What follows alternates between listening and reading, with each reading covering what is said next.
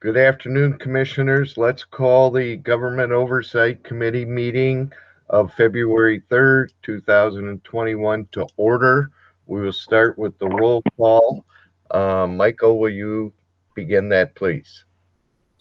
Yes, and I will start with Chair Brown. Commissioner Brown voting from Washington Township, Macomb County, Michigan. Thank you. And Chair Haw. Harold Haw, Commissioner, Roseville, Macomb County, Michigan. Commissioner Kleinfeld. Veronica Kleinfeld, voting remotely from East Point, Macomb County, Michigan. Commissioner Romano. Commissioner Romano, District 4, Sterling Heights, present and participating remotely in Macomb County, Michigan. Commissioner Kraft. Commissioner Phil Kraft, attending remotely from Chesterfield Township, Macomb County, Michigan. Commissioner Song. Commissioner Song, attending remotely from Warren, Macomb County, Michigan. Commissioner Van Sickle. Commissioner Don Van Sickle, remote from Sterling Heights, Macomb County, Michigan. Commissioner Zinner.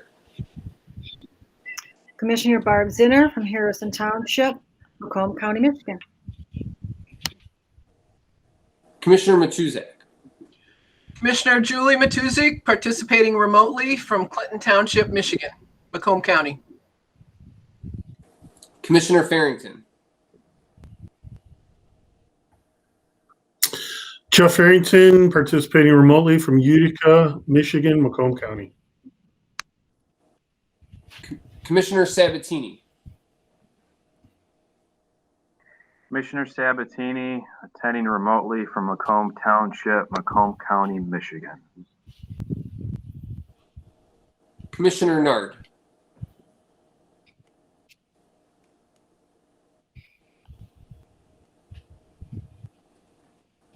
I see Commissioner Nard, and I saw her response, but I did not hear it. We can get that. Oh.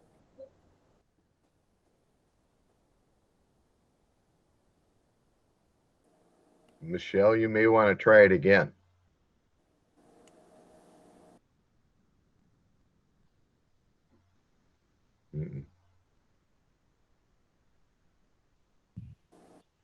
Commissioner Nard, voting from Warren, Michigan, Macomb County. Perfect, thank you. Attend remotely. Commissioner Wallace. Still not working. All right. Chair Hall, everybody that's in the room has responded to the roll call, and we are just having some feedback issues with Commissioner Nard. We are able to hear her. It's just a little bit of feedback issue, so we'll get that resolved. Thank you, Mike. Appreciate that. Next item on the agenda, if you rise, will state the Pledge of Allegiance.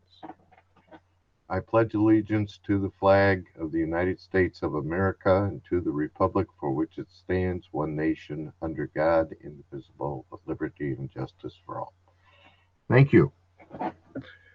Next item on the agenda is adoption of the agenda. I need a motion, please. Commissioner Romano adopts the agenda. Commissioner Song, second. Thank you. We have a motion and support to adopt the agenda. Any discussion on the agenda? Hearing none, please vote.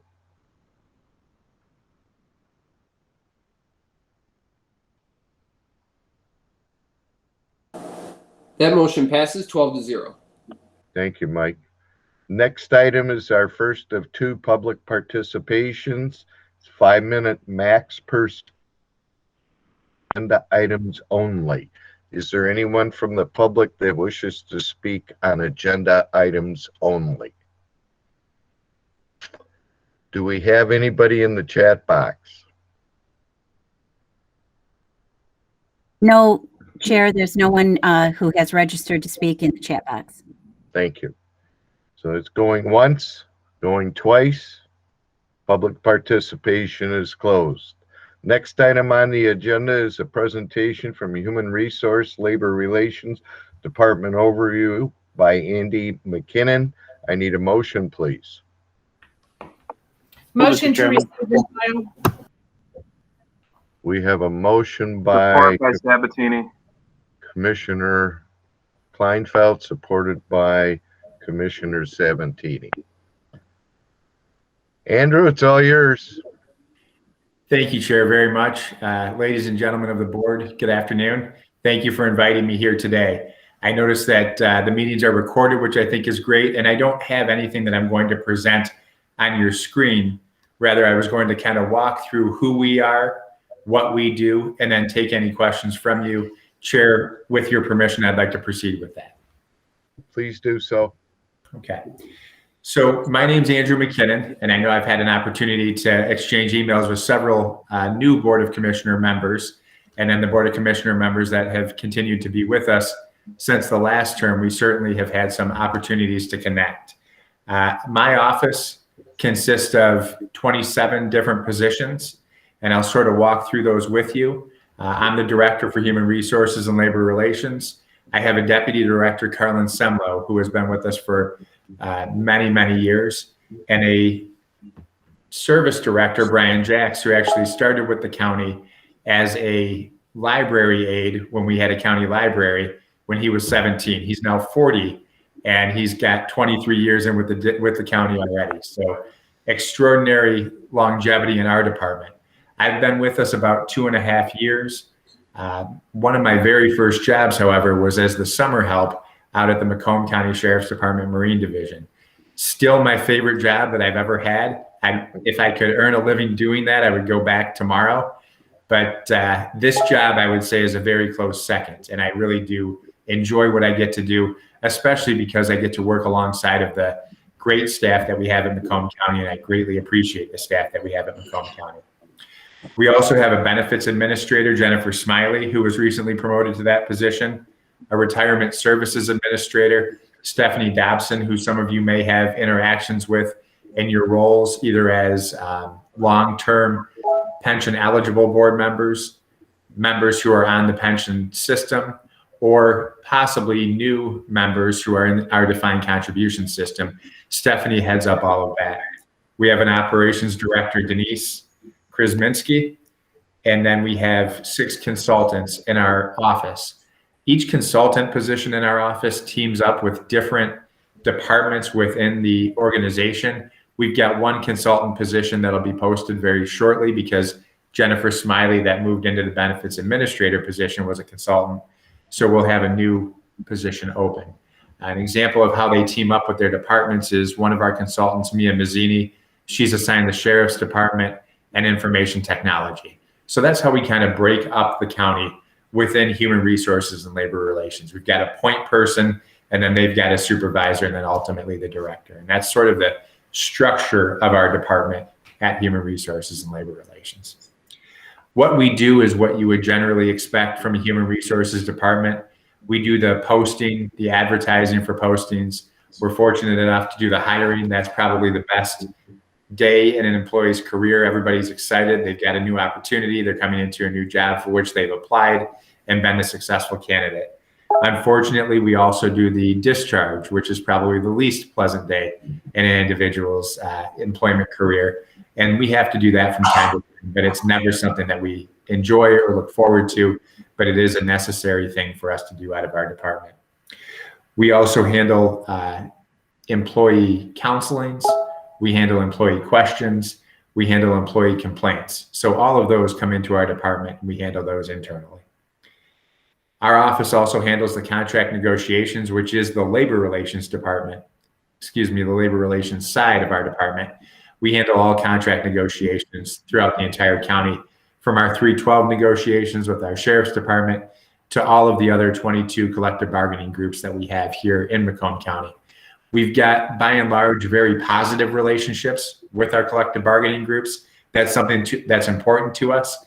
It's not something that we're always able to assure based on circumstances and different personalities, but we work really hard to try to have positive relationships. And we do set up meetings with our groups regularly just to check in and to talk about issues that might be out there prior to them becoming hot button issues, so we can get ahead of them sometimes, and we work to do that. We also have within our department an opportunity to train staff, which we really look forward to. We've got a countywide training budget that we're fortunate to have, and Carlin Semlo from my office really heads up our training division. You all had the opportunity to onboard with our NeoGov system. Relatively new, the onboard process. That's something that came about because of COVID, and we can't have people in. We formerly had an onboarding where people would come in, sit down with us, and we'd do presentations to them in person. Everybody would have their name in front of them. We think it's very important that you're recognized by name, by who you are, and that you're welcome to the county. With the current situation, we really can't do that. So we migrated online, and we're working through some of the growing pains with that. And I know some of our commissioners didn't have the most pleasant experience with that. It is a work in progress, and we appreciate your feedback on that process. We also have a leadership training that we've done in the past and hope to resurrect now in 2021, where new leaders in the county, whether they be frontline managers all the way up through directors, are invited and requested to attend our leadership training. And we train on everything from the basics of labor law, the basics of pitfalls and things to look out for, to workers' compensation, our EAP, all sorts of other aspects that you're going to need to know as a leader. We train that as you work your way up through our organization. And if anybody who's on the Board of Commission would like to be a part of that, we would always welcome that, even if you just want to see what we're doing with our leaders to try to grow our leaders. We also have some opportunities to do some special projects. So we talked a little bit about posting, interviewing, offering positions. That's kind of the day-to-day minutia that is human resources. And while it's really fun to offer a position to somebody and they get very excited about it, it becomes monotonous over time. So some of the things that we have done, again, and I hate to do this because I feel like everybody's qualifying everything with, well, you know, it's COVID, so we're really not doing that right now. We're hoping to reconstitute many of these things this year, depending on what we're doing moving forward. But in the past, we've been able to recognize our county veterans at a ceremony annually on Veterans Day or the Friday before Veterans Day weekend. And we invite them to the administration building. We recognize them with a small trinket of our appreciation. We have a few of them make speeches and personally thank them for for their service to our country. And that's something that my staff loves to do. It's just a nice thing for our employees. Also in the past, we've put on a Bring Your Daughters and Sons to Work Day, where we try to take individual children of our staff within the county and walk them through what a day in the life of a county employee might look like. That serves a few different purposes. You know, it allows for staff to kind of puff out their chest and say, yeah, I work here in Macomb County, and show it off to their kids, which I think is just awesome to watch, and see parents being so proud of the work that they do and being able to make that connection with their kids. It also shows students, you know, opportunities that they may never dream of. Some of those opportunities, you know, some of the more popular ones certainly are the animal control shelter that we have. Taking them over there. Everybody loves the animal control department. Jeff Randazzo runs a great operation, and the kids obviously love that. But even coming over to our planning department, who has really interesting work that they do, just them presenting to children and kids seeing like the opportunities that we have right here in our county. And then of course, the sheriff's department does a great job with their canine unit. Kids love that. They love to see the sheriff's vehicles, the road vehicles. So it's a great day. You'll all be invited when we have another one, because it's just a great thing to be a part of. And then the last time we did it, we ended the day at Freedom Hill, where everybody came together and we invited everybody in. And Jimmy John's Field actually had provided some tickets for us and a mascot to take pictures with kids. Obviously, I'm spending a lot of time on the things that we like to do in human resources and labor relations, because you always have to find that thing that makes you happy, makes you passionate about the work. And then finally, the last thing that I want to highlight within that training area and kind of the special projects that we have going on, our training department is responsible for our diversity and inclusion program, which is incredibly important to us within our county. And we are working on that all the time. Right now, we've gone from kind of an initial introduction, which we started about 3 years ago, and we've transitioned that to something that we call handling difficult conversations. And that's really about interpersonal skills and trying to understand where others are coming from so that we can give better service to everybody in our community, whether or not we share the same background. And again, you're all welcome to participate in that. Take a look at it, see what you think of it, offer feedback. We're always looking for feedback. We do contract with a contractor that helps us with that aspect of it. Then the most recent thing that we've put together is something strictly within our department that's tagged the Dignity Campaign. From our department, we continue to talk about what can we do as Macomb County Human Resources and Labor Relations, as the county itself. What can we do to try to push forward what our expectations are of ourselves and our staff? You know, we always talk about expectations, expectations, expectations. Have we telegraphed our expectations to our staff so that they know what behaviors we expect out of them so they can live up to that? Because most people, most staff members want to do what their bosses, their directors, whatever, want them to do. Most people are in that mindset. There's always the handful of bad apples that we spend way too much time thinking about. But most people want to do good in the job that they have. One of my beliefs is that we cannot articulate every specific expectation. You know, Monday morning at 8 a.m., you come in, you open the door this way, you sit down this way, you turn on your computer that way. It's just an impossible task. But when we talk about a term like dignity, we can tell everybody we expect that every interaction that we have is a dignified interaction. And that's a two-way street. That's one of the things that we really try to focus on in our office. You know, we expect every single staff person that works with me in my office to treat everybody who they come across with dignity. But that expectation comes back the other way too. And I oftentimes feel, you know, and worry about our staff out there in the field sometimes, that some of our community members, especially right now as you hear and maybe even are experiencing, are not treating them with dignity because they're frustrated for a particular thing. So we're trying to train, explain, work with our staff on what does dignity look like, how is that a two-way street, and how can you even sometimes have a difficult conversation where you're not going to continue an interaction, but you end that interaction with dignity. You explain why you're doing what you're doing, and you ask to reconvene at a future time so that you can have a less charged conversation possibly. So that's sort of where the Dignity Campaign came from. You'll continue to see things on that.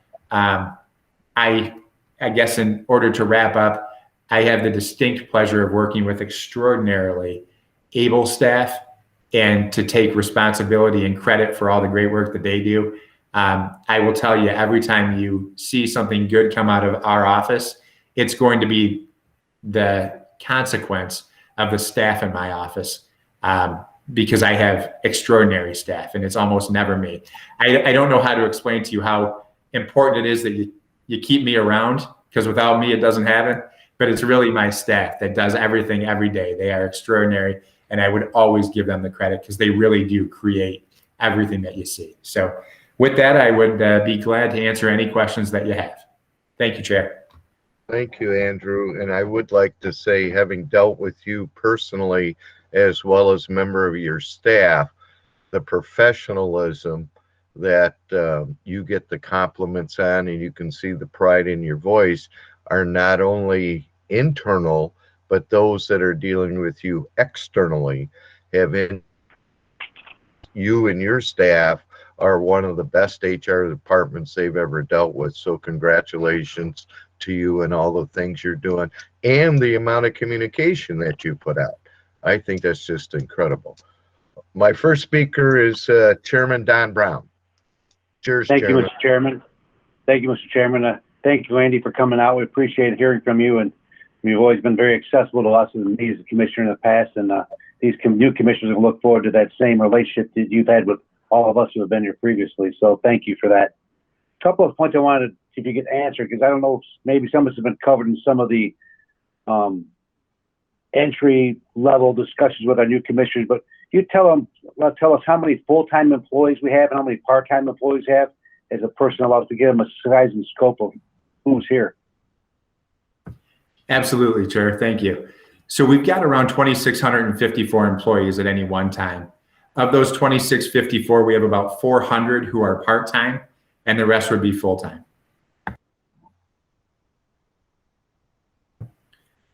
Commissioner Brown, you're on mute. I apologize.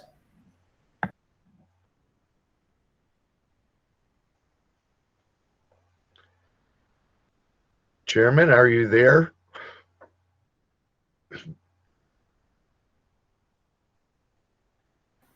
I think we've lost him.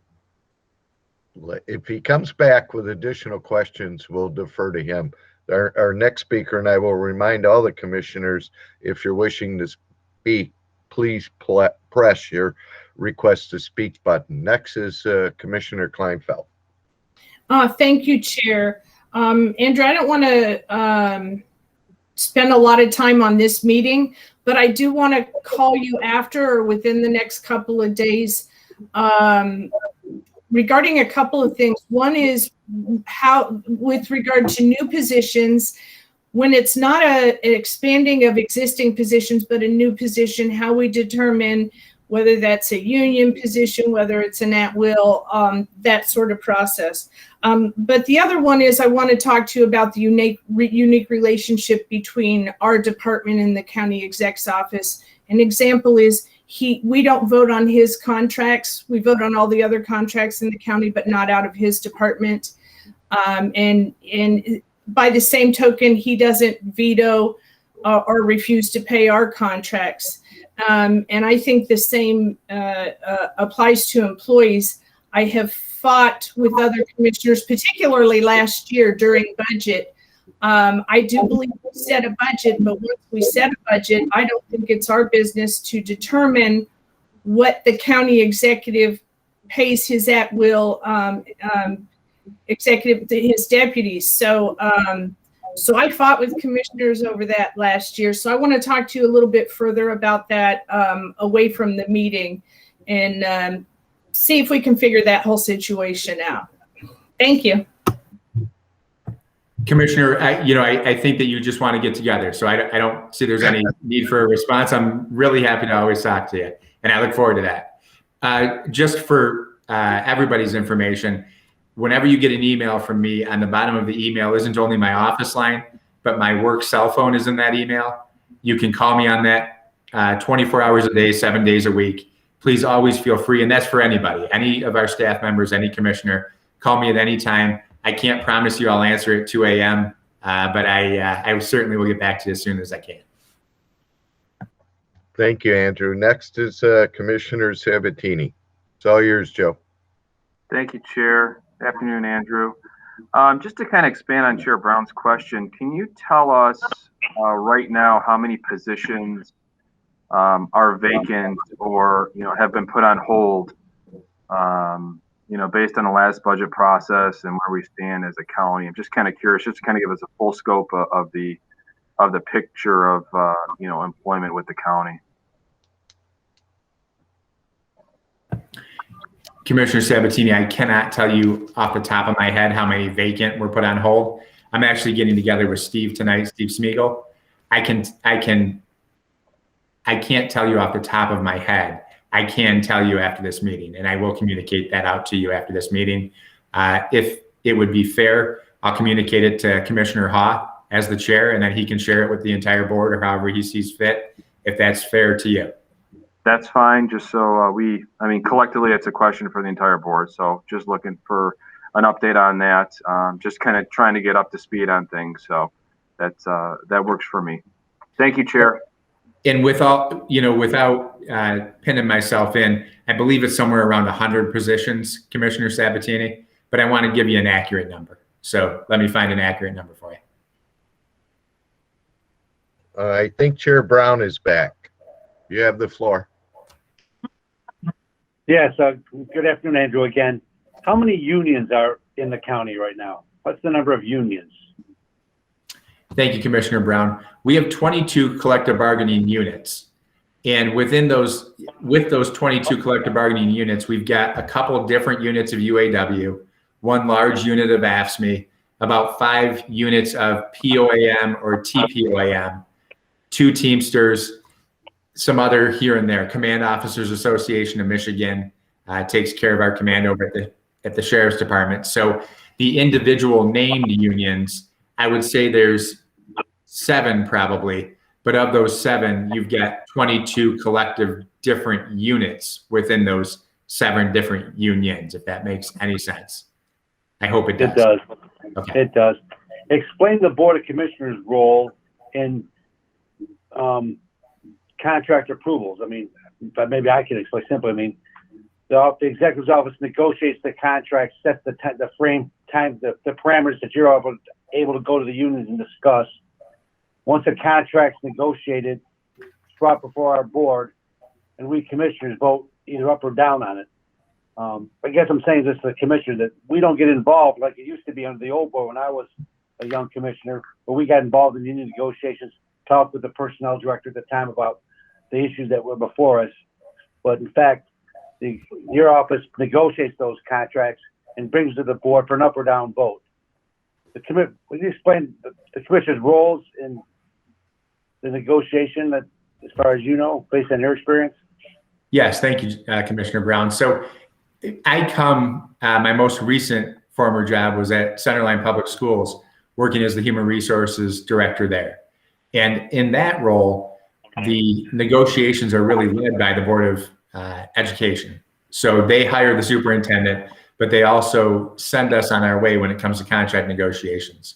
With our county charter here in Macomb County, that power is given to the executive's office. So the executive charts the course on contract negotiations, on finance, and on those sorts of things.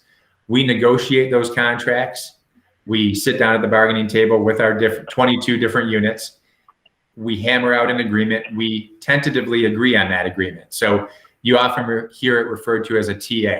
So we'll TA agreements. And then what we'll do is we'll ask the unions to ratify them first. So when you go through a collective bargaining process, both the union and the employer have to approve the contract. So what we'll do is we'll say, okay, thank you for your time. We've TA'd this agreement. Everybody's come to an agreement. I've decided that it's good for the county through the executive's office, and the union has decided through their executive team that it's good for the union. I then don't want to waste this board's time, so I request that the union take it back and ratify it.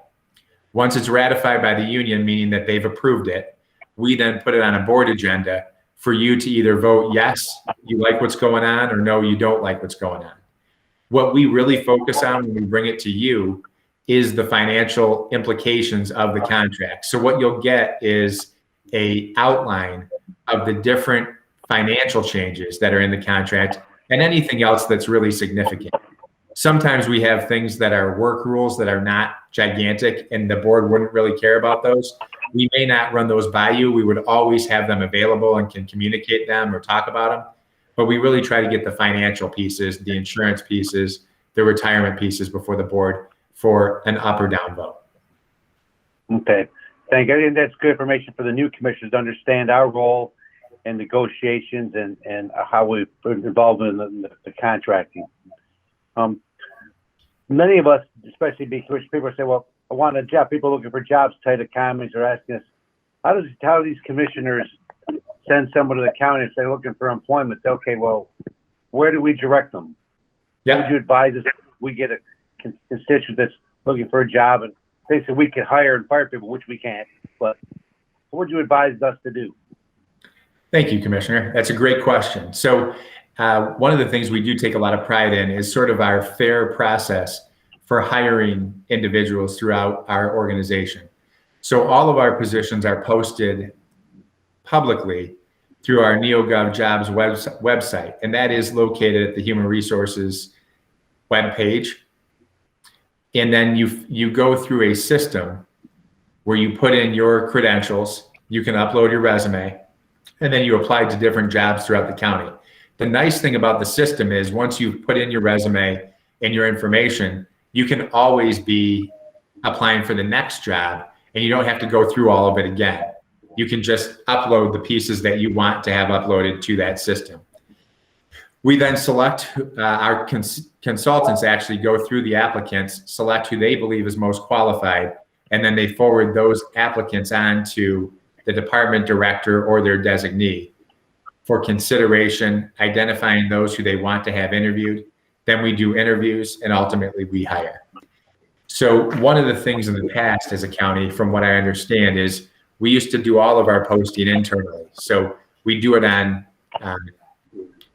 message boards or on pegboards. It's so antiquated now. It seems so antiquated, but we would just take a piece of paper and we'd post it on the post board and say, hey, this job's open. Well, that's a really great way for us to find people that we know. And that's a really positive thing many times. But it also excludes everybody who doesn't walk through our buildings. So years ago, we went to this online system and it opens it up to everybody. And it's a very fair process as far as I am concerned when looking at different applicants. One of the things then we do get questions on is, well, my neighbor kid is fantastic. He's a go-getter. He works hard, but he keeps applying for these jobs where there's 100 people who are applying. And I don't think you guys understand how great he would be.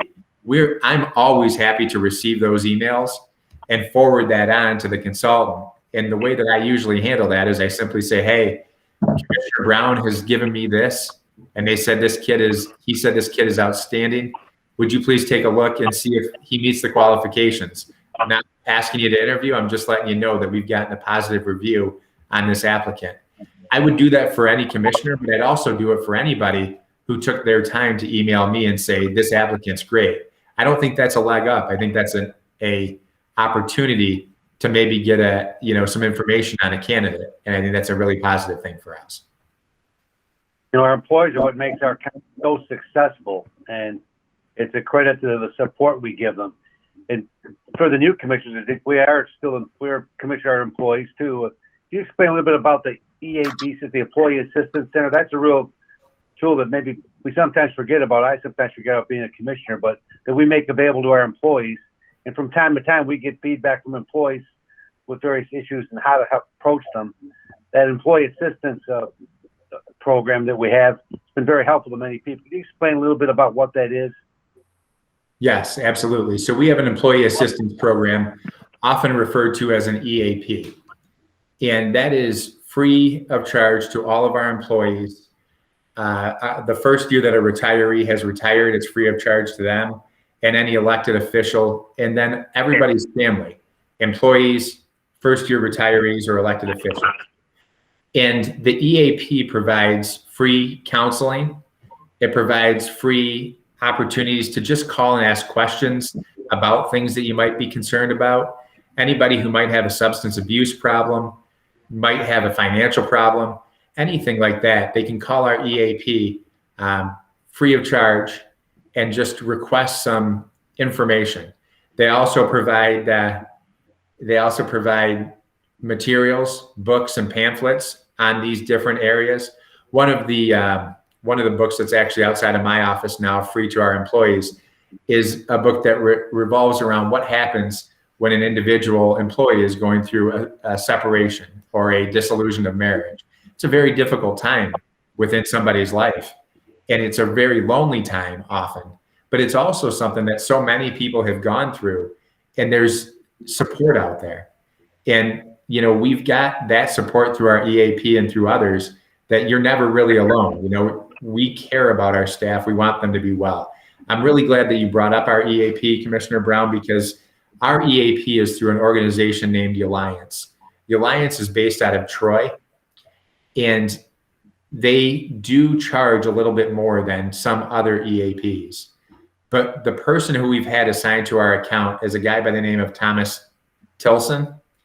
And Thomas has been with us since I started and for years before that. What you often see in an EAP is your account manager rolls over pretty frequently. Not only is Thomas our account manager, he also is a trained therapist. And when we lose a staff member, we do a debrief with that individual department. And we do kind of a first grief counseling session with everybody in that department. And that's almost always super well received. I can tell you that we did it, unfortunately, in my office this year. We lost one of our team members, and Thomas came in, did a session with us like this. We weren't able to do it in person because it was COVID-19 time, and we had to do it remotely. And it was an unfortunate but appreciated experience to begin our grieving process and our healing process. Thank you, Andrew. I appreciate your answers. Thank you, Mr. Chairman, for my several questions, but I thought they would be helpful for the rest of the board. So thank you. Thank you. Next speaker, Commissioner Matuzak. Hi, Mr. McKinnon. Thank you for helping me with my onboarding problems. Had some problems with the system, but you all figured them out. How many of our collective bargaining units are working without contracts or are in negotiations? At this point in time, there are none working without contracts or in negotiations. We're finalizing the draft contracts of the agreements that we've come to and have been ratified, but nobody's outside of a contract. I will tell you that we formerly, if I may just expand on that a little bit, we formerly had everybody on the same 3-year cycle, and we made a decision this past cycle to knock our sheriff's department off of that cycle. It's just too many, negotiating 22 agreements at one time is just too many. We had 18 before our last cycle, and then some of them splintered off. So we now are going to be going into negotiations with our sheriff's department, meaning our dispatchers and deputies, our command officers, and our captains.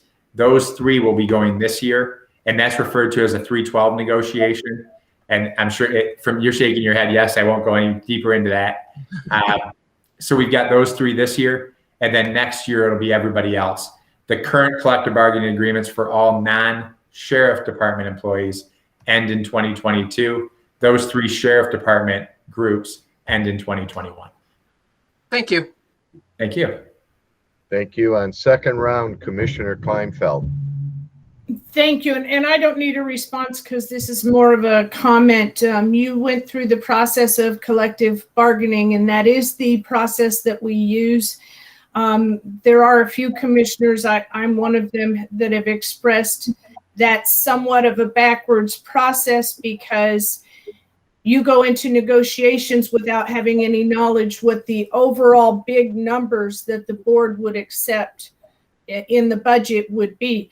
And I don't believe that we should be involved in the details or even, I'm talking about the highest level dollar wise. I think before you go into negotiations, we should have some idea as to what you're looking at, because you then get a tentative agreement. And if you have negotiated in good faith and they approve the tentative agreement in good faith, we as a board have lost any and all control over what our budget will be in the following year, because we can't turn down a TA after both sides have negotiated in good faith. So that's what closed session is for. And so I personally believe not that we should be dictating it. I don't believe we should be dictating it. I think that the county executive should be setting the parameters as to where he thinks we can go and why we can afford it. But I do think that there should be some discussion with the board before going in, and especially before getting a TA, because once you've brought it to us, if everybody's already agreed to it, I'm not even sure what our purpose is at that point. Thank you. I do agree that we have a difference of opinion on that, Commissioner, and I appreciate you voicing that. I appreciate it. Thank you, Andrew. Seeing no further speakers, we have a motion support to receive and file. Please vote.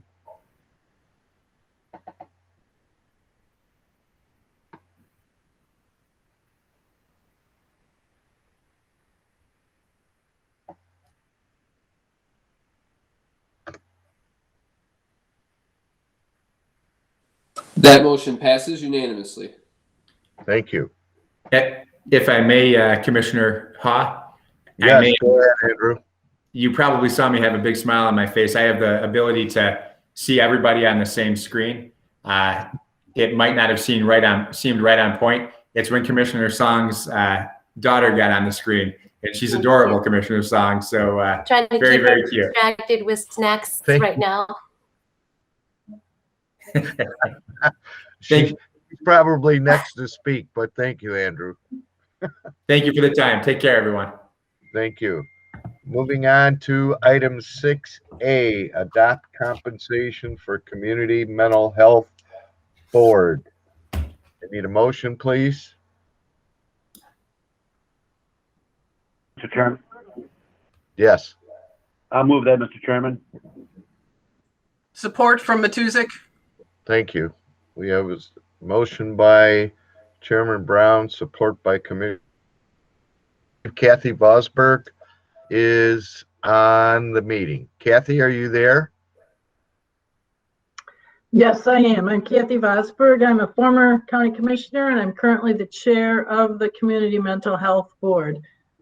And I brought this forward to the to the Board of Commissioners because, as you see from the packet, our per diem has been $35 since 1974. And I believe that it's time that that amount increased some. In every meeting we have, they often go an hour and a half. They can sometimes even go 2 hours.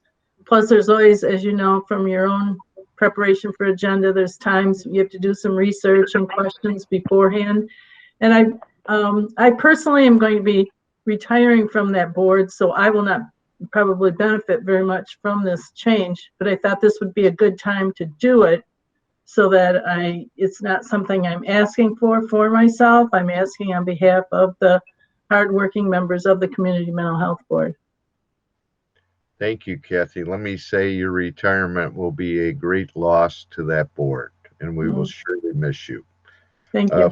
First speaker, Commissioner Farrington. Thank you very much, Mr. Chair. Kathy, welcome to the group. How many meetings do you have annually? Well, there would be 24 regular committee meetings. There's a budget meeting, finance meeting, and a full board every month. So that's 24. And there's usually 4 other committees that meet quarterly. I'm sorry, 2 that would meet quarterly. And then occasionally as needed for what's called recipient rights. So perhaps, 30? Yeah, 30, 40. Okay, and I don't know if this is a question for yourself or Chair Hall, but do any other committee appointment positions receive the per diem? I don't know if that's in the packet. I believe that there's 4 commissions. Oh, we'll let Commissioner Hall answer. I just know that because I'm a county commissioner. I'm sorry, overstepping here. To tell you the truth, Jeff, I don't know the answer to that. If there's somebody that does, maybe Andrew can answer that question.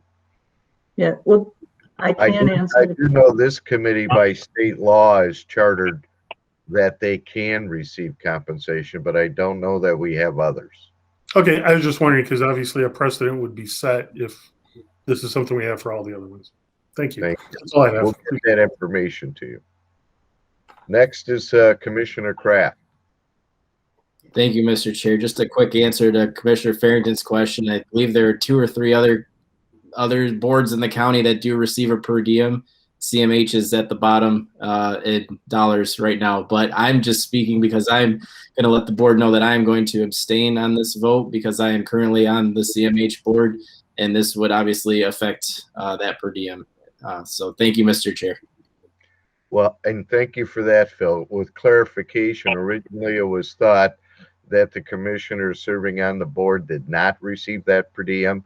That's incorrect. They do. So thank you for raising that. Next is Commissioner Kleinfeld. Thank you, Chair. I'm not opposed to this, but I would like to, moving forward, maybe every couple of years do an incremental increase. I'm always opposed to nobody getting an increase for 40 years and then suddenly getting an over 100% increase. So I'd like to get that corrected, that it starts coming to us every couple of years so that we can keep up and we don't get behind again in the future. Thank you. Thank you. I'm sure Commissioner Kraft would agree with that. Next is Commissioner Tuzak.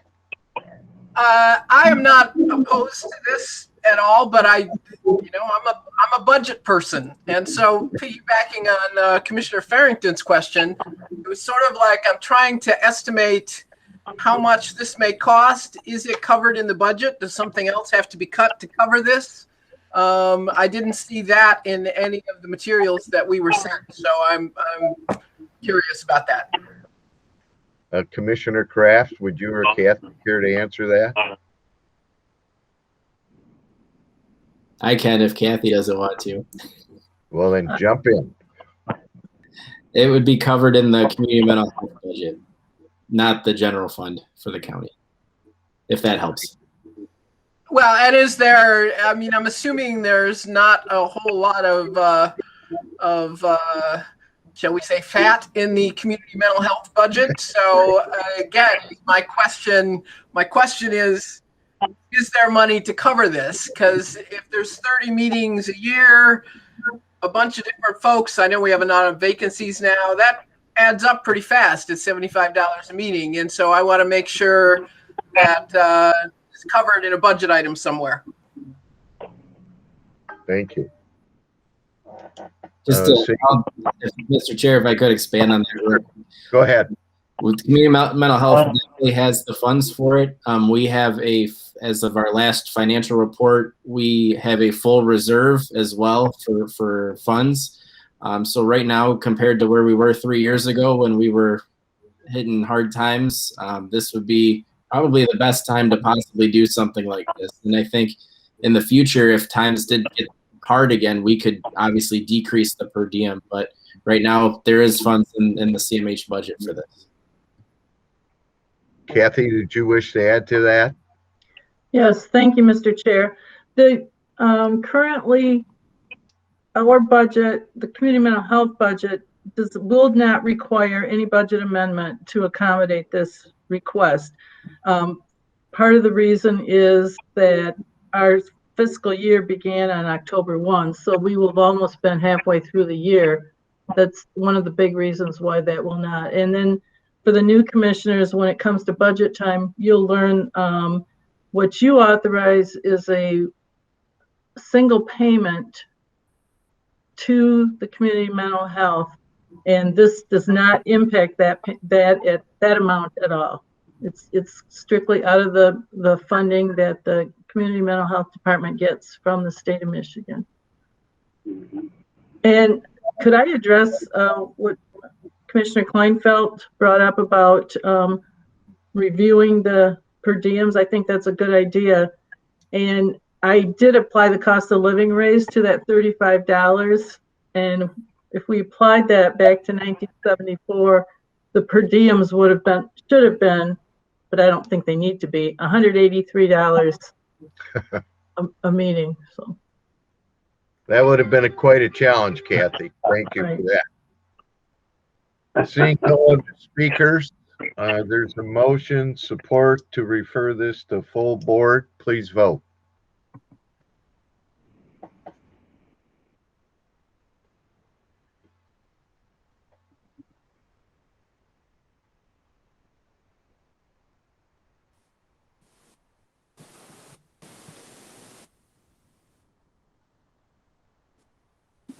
That motion passes 11-0-1 with Commissioner Kraft abstaining. And we do have, by Robert's Rules of Order, Commissioner Kraft's reason for abstaining. So thank you, Phil. Next item is 6B, creation of work group to update the board rules of procedure. This is something we have been talking about doing. I would like to nominate Veronica, Commissioner Kleinfeld, who has been working on this for quite some time, asking that there's a need for this to be done. And I have spoke to Commissioner Kraft, since he's not chairing community health, has agreed to work with Commissioner Kleinfeld on doing that. And if there's a third individual, I have offered myself, or if another commissioner would like to be part of this, I think it's definitely a need. Did I take a motion in support to discuss this? You did not. Well, I need a motion. Romano will give you the motion. We have a motion. Do I have a Lincoln? Okay. So the discussion was, Veronica has volunteered, if that's a proper word, and Commissioner Kraft has volunteered as well. That's a proper word. If anybody else would like to serve on this, please make it known. And that's the agenda. I don't see any speakers. Let me check. I do have one. Commissioner Kleinfeld, you want to? Thank you. First of all, Veronica's always fine with me. I'm not worried about being called commissioner. Just want to let everybody know, though, this is probably not something we're going to get done until after I get back from Montana. I will be trying to make all the meetings in Montana, but I have a task out there. It's a working trip, and I have to take care of my mother who has a broken hip. So it's possible they won't be finalized by the March meeting. I just wanted to give you a heads up that I'm going to bring all the stuff with me, and I'm going to work on it out there. But as far as Commissioner Kraft and anybody else and me getting together, probably not till I get back from Montana, which is like the 22nd of February. Thank you. And thank you for that. That did not mean she was going to unvolunteer. Thank you. Speaker, Chairman Brown. Thank you. I want to thank Commissioner Kleinfeld and Kraft and yourself, Mr. Chairman, for forming this group and spending the time. It's a detailed process, and appreciate the continuity that Commissioner Kleinfeld and Kraft will bring to it. And thank you for your time, because it's definitely necessary, and there's housekeeping that needs to be done. And we've got two good people doing it, so leading the charge. So I appreciate you. Thank you. Thank you.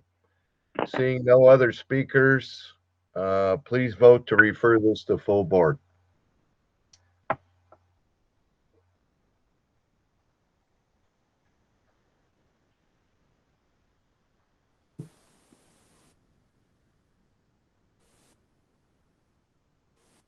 That motion passes unanimously. Thank you. And thank you for volunteering. Next item is 6C, Board Procedures and Instructions for Agenda Items. Crystal, you there? Hi, yes, I'm here. So these are the procedures and instructions for any items that require board approval. Wait a second. I need a motion and a support. Okay. Motion by Farrington, Sabatini. support Farrington. We have a motion by Commissioner Sabatini, supported by Farrington. Okay, now it's yours. Okay, so this is for the board's formal adoption of these procedures and instructions for this term. They are pretty much the same that we've been using since Civic Clerk was implemented over 4 years ago, which I should add has really made the process more efficient and transparent. So it just helps guide the departments so they know what types of items require board approval, how they can request a bypass, what their deadlines are, how to find the meeting dates, what to do if they miss their committee meeting and still want to try to get their item approved this month. So this is just before you to formally adopt for this term. And I know we went through most of these processes with most of you, but if anyone has any questions, I can answer those now too. Well, I would just like to say I fully support this so that we have commonality from committee meeting to full board meeting. We're advocating the same type of statements prior to the meeting. I've talked to Chairman Brown about this. He's fully supportive of this taking place. So I look forward to just have commonality. In the last 2 years, we've had numerous meetings where items were added to the agenda, sometimes during the course of the meeting, if not 5 to 10 minutes prior. And we're trying to have a common culture, for lack of a better word, in meeting. So seeing no speakers, please vote. And again, we're referring this to full board.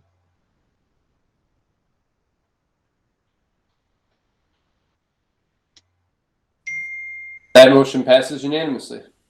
Thank you. Next items is proclamations. I'll take a motion to take proclamations A and B together. Motion by Romano to take A and B together. Both Support by proclamations. Belt. I have a motion by Commissioner Romano, supported by Commissioner Kleinfeld to take A and B together. Chairman Brown, these are both yours. Would you like to speak to them? I appreciate the board's consideration. These are both deserving recognitions, and they'll be well received by them. So thank you, board, for honoring these organizations and individuals. Thank you. Thank you. I have a motion support to take A and B together, referring them to full board. Please vote. Commissioner Hall, we have one more speaker. I'm sorry, I switched the item on you. Commissioner Kraft wanted to speak. Commissioner Kraft. Thank you, Mr. Chair. My red light turned to green, and I was just going to go with it. But I just want to talk about item B real quick, because actually that is the daughter of my wife's friend. So Don owes me one for that one. But wonderful kid with a great project. She's actually presented it to the local board as well. So I'm excited that we are honoring her with a proclamation. Thank you, Mr. Chair. And thank you, Chair Brown, for bringing this forward. No problem. Congratulations to that as well. We have a motion support. Please vote.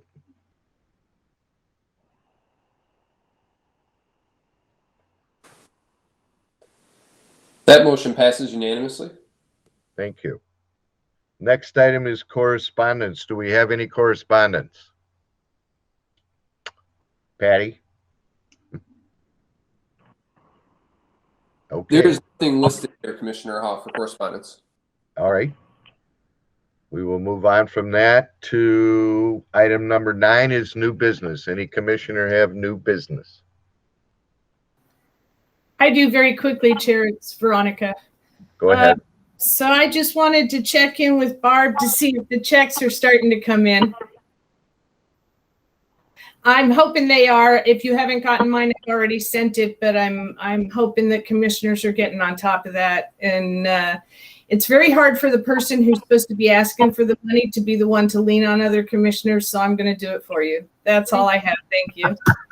Thank you. Chair, I'll answer that. Thank you. That's very sweet of you. You're trying to take care of me, Veronica, here, and I really appreciate that. Yes, I've had several checks. I'm going to actually take care of them tomorrow because I have nothing special slotted in that day. It's been pretty busy. And I know that some people I think need some time and they're just busy. That's why I put that envelope inside. So when they open it and that thing falls out, they say, "What is this envelope?" Oh yeah, that Barb Zinner. So I just thought that'd be a little bit helpful. I know things like that are helpful for me. Keep straightening things up and you go, "Oh yeah, that Barb Zinner. I got to get to it. So I know they will follow through, and it's coming along. Thank you very much for asking. Thank you. And thank you for that self-addressed stamped envelope, Barb. That made it easier too. I almost put the extra 50 cents in there for the stamp. So someone was sweet enough to put some extra stamps in there for me, which was really thank you. No post-dating either. Make sure you get Joe Romano's first, Barb. Thank you. Any other new business by commissioners? Seeing none, we'll move into our second public participation. Commissioner Song, sorry, Chair. I'm sorry, my eye didn't see. Did you hit the speak button? I didn't. I'm sorry. That's okay. Go ahead. This is actually not new business. I feel like it's old business, but I just want to talk about the vaccines and how that's going. I know the phone lines opened back up yesterday, and we're still having, residents frustrated with trying to connect. So I'm just wondering if we got the Amazon cloud infrastructure in place. I'm just wondering why people are still having trouble connecting, and if any of you have received any phone calls or complaints from residents in terms of trying to connect to the phone lines. And I know it's a struggle right now because we don't have enough supply to meet the demand. But I am a little bit concerned about the phone lines being busy even after we approve that item to upgrade the lines. And that certainly is a legitimate question. Personally, I tried for the last 2 days on the phone lines myself. I had a constituent of mine who's a neighbor say he tried dialing in 191 times in the course of an hour and a half, could not get through. So I think that's something that we need to get an answer to, of whether or not that's working. I know you were there as well as many of the other commissioners. We sat through the executive's update to the elected officials, and he's boiled it down to, we're getting 100,000 phone calls. We've got 7,000 vaccinations to give out. But I agree with you. I do want to know if you need 200,000 vaccinations, or if we need to add more lines, they need to come back and make that to us. So I have personally asked Vicki Wolberg to give us an update on why that is still happening. So that's the best answer I can give you. And thank you for the question. Thank you, Chair. Any other new business? Okay, seeing no speakers, we will move to the second of two public hearings. This public hearing is on any county business, 5 minutes in nature. This public participation will be noted under our rules and bylaws 21. There'll be no personal attacks, coarse or derogatory language or cursing, or you will be muted on the phone. Do we have anybody that wishes to participate in the second public participation? Do we have anybody in the chat box? Chair, there's no one in the chat box. Thank you, Patty. Going once, going twice. Public participation is closed. Next item is adjournment. Moved by Kleinfeld. Supported by Romano. Well, usually that's much faster, everybody, but I thank you for that. We have a motion and support. Please vote. Meeting's adjourned. Everybody have a good week and be safe. Thank you, Mr. Chairman. Thank you. Bye now.